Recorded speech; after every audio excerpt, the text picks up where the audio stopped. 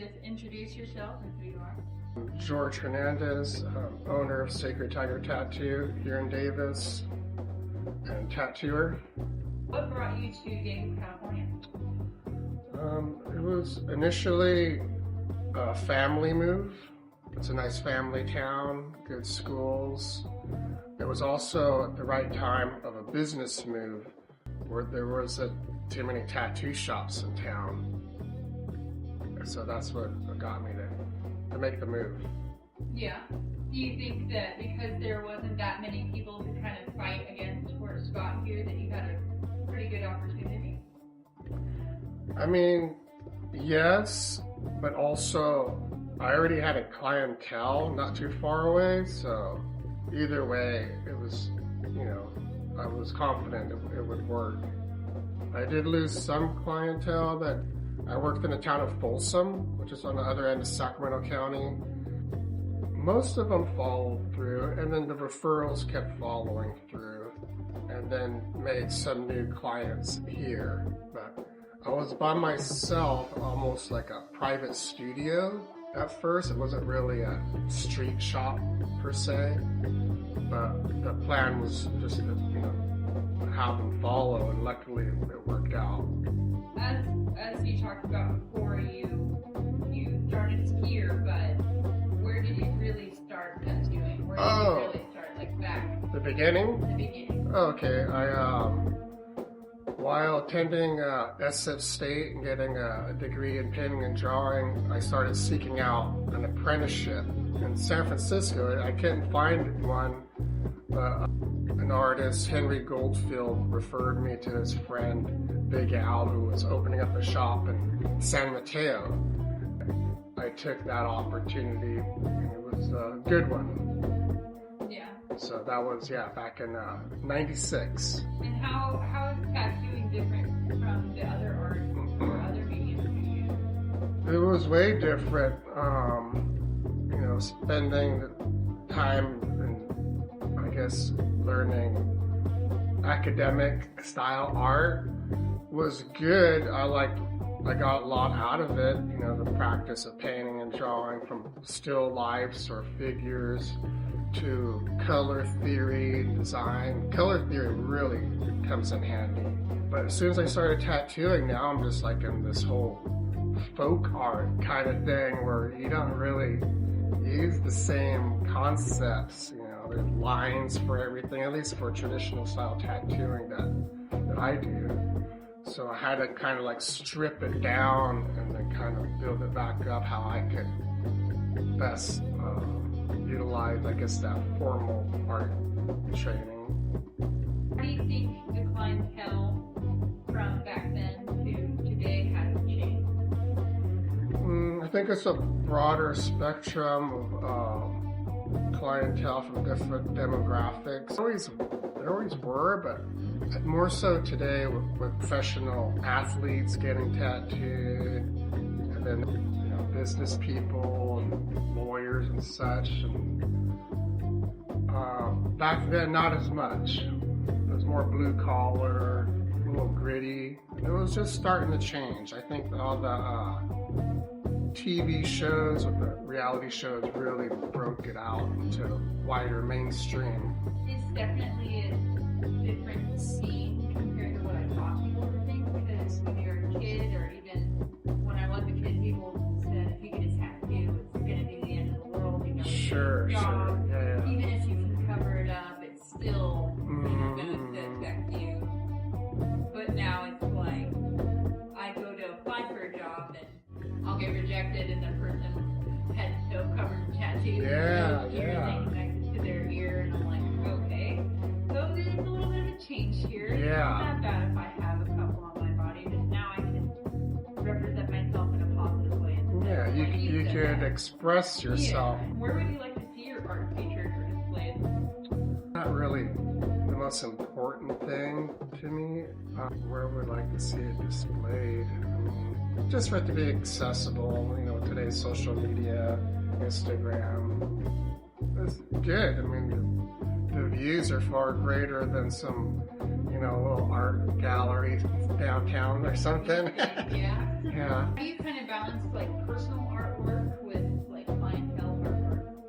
Yeah, that is tough. I recently started to do some work at home, some mainly like non-tattoo related subject matter, and but it's tough. It's always going to be a little bit like a tattoo, I think, if I design it after doing it for this long. Yeah. What other mediums do you use? I mean, it's basically I'm using right now the same mediums as tattoo flash, like ink, watercolor, on watercolor paper, but I've done, stuff on canvas, but I really like the paper. In school we did canvas, we did board, like wood. I don't really like canvas. I don't like the give, the squishiness. I kind of like that paper rigidness. I could express myself just through that medium. Yeah. Would you find that comes to tattooing actual skin, how did you get over the difference of material, like compared to that? That was tough. Going from painting, drawing to the skin is a whole other world. Yeah. Yeah, talk about the give of the flesh, different parts of the skin. That's a whole other like mechanical kind of thing, like as far as medium, where before you could even express a good artistic piece, you just got to concentrate on getting a line in the skin, getting it solid, whether it's filled or with black or color. It was tough, at least for me back then. I didn't have the internet, just had like tattoo magazines, or you got tattooed. So I got tattooed a lot. Yeah. Would you say for people starting out now, everybody gets those flesh skin pads and they can lay them out on their kitchen table, kind of like getting stuff from Amazon, working out on their kitchen counter.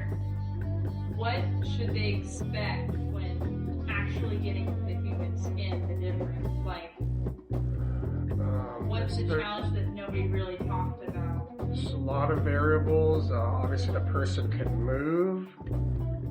All skin types are different. That's not even going into the safety, the blood pathogens you may encounter. So it's a whole lot to think about. Someone could pass out. It could be quite intense. Absolutely. How do you kind of price your work and market yourself so far? I usually do the bigger pieces. That's by the hour. If it's something smaller, I may be able to give a quote and price it by the piece, but basically it's by the time, really. If it's harder, it's probably going to take longer. Marketing, we haven't really done a whole lot except for Instagram. It's just kind of fun, I haven't seriously marketed at all. What is Donkey's seriously marketing with? Well, part of it maybe like initially was like the money, like I got paid for a billboard on I-80 or something, or also, I was lucky enough to have that clientele. It was word of mouth, so that sustained me. Yeah. How do you define success for yourself? I guess it would be when the customer's pleased and happy with their tattoo. I'm happy. It's just completion. Like I said, work those the big tattoos. So it's a success when you finally finish after like 5 to 10 sessions. Getting to that final point. Yeah. Feels good. Yeah. How do you think in the next 5 years it'll be for you? Where do you see yourself as an artist? Hopefully I could still do what I'm doing now, but maybe on the outside of tattooing, maybe I could do some more of the personal art, whether it's just to put online or just for myself. And I think that'd be nice. Can you show us any physical pieces during the interview or anything on your phone? I've got some stuff over there. You travel? There's some outside. It's still tattoo related, but it's other interests of UFOs that I have.